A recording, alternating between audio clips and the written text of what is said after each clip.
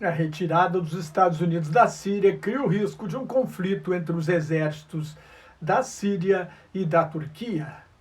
Depois de um apelo da milícia árabe curda Forças Democráticas Sírias, ameaçada pela invasão turca, as forças leais à ditadura de Bashar al-Assad avançaram para tomar o nordeste do país, região antes ocupada pelo califado proclamado pelo Estado Islâmico em 2014.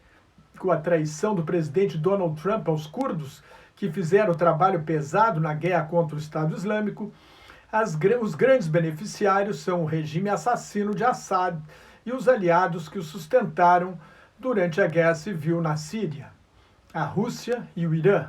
Tanto Assad quanto a Rússia e o Irã são inimigos dos Estados Unidos. Mais do que isso, as forças americanas eram um elemento importante para a estabilidade na região e dariam a Washington uma voz mais forte na discussão sobre o futuro da Síria, agora nas mãos do ditador russo Vladimir Putin. Ao seguir seus próprios instintos, Trump ainda expõe os soldados americanos à ação de milícias apoiadas pela Turquia, que não tem a mesma disciplina do exército, e volta a tocar fogo numa guerra civil que parecia próxima do fim. No domingo, 6 de outubro, o presidente americano deu o sinal verde ao ditador turco Recep Tayyip Erdogan para invadir a Síria e atacar os curdos. Diante da reação negativa dentro do próprio Partido Republicano, no dia seguinte, Trump ameaçou arruinar a economia da Turquia se houvesse abusos durante a invasão.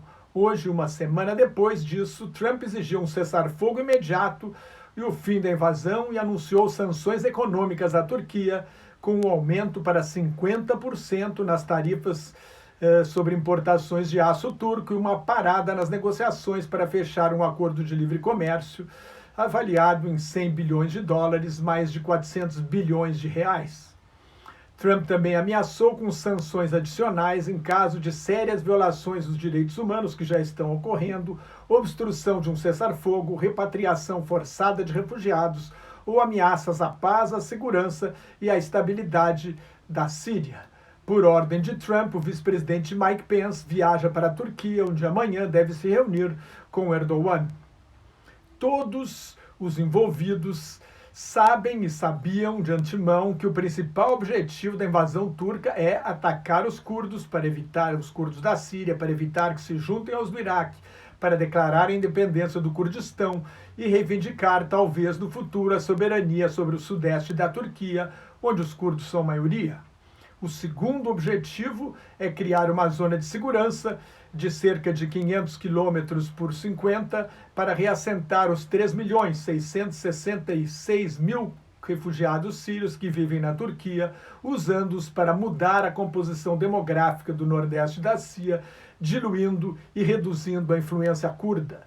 Agora, Trump exige proteção aos civis, especialmente às minorias étnicas e religiosas vulneráveis, considera inaceitáveis ataques à infraestrutura e insiste que o retorno dos refugiados deve ser conduzido de maneira segura, voluntária e digna.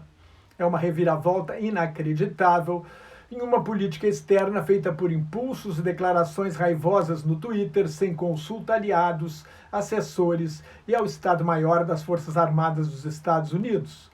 Primeiro, Trump abandonou os aliados curdos que deram pelo menos 10 mil vidas na guerra contra o Estado Islâmico, deixando-os à mercê do exército da Turquia, que os acusa de terrorismo na luta para criar o Kurdistão.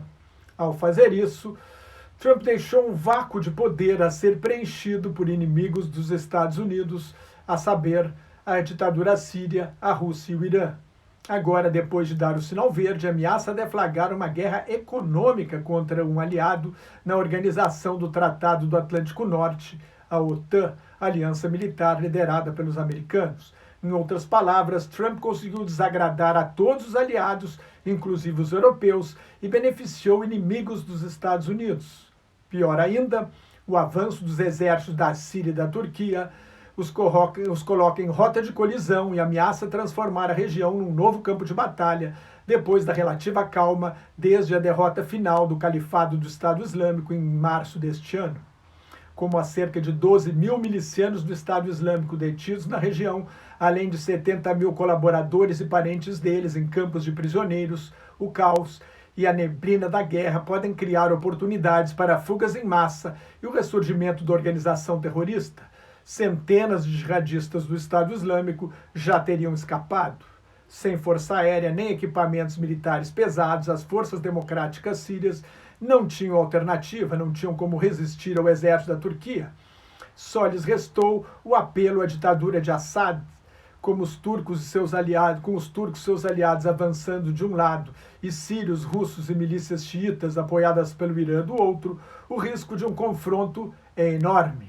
A política errática e inconsequente de Trump ameaça os riscos existentes e cria novos riscos.